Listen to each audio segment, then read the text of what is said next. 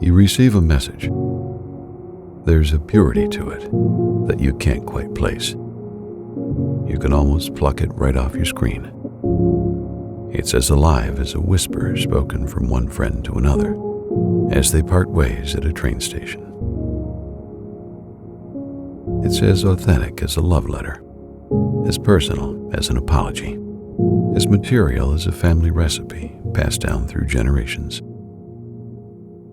Because there's no one, besides yourself and the sender, storing the message on your behalf. There's no one acting as a middleman between the transaction. It belongs only to the two of you. It always will.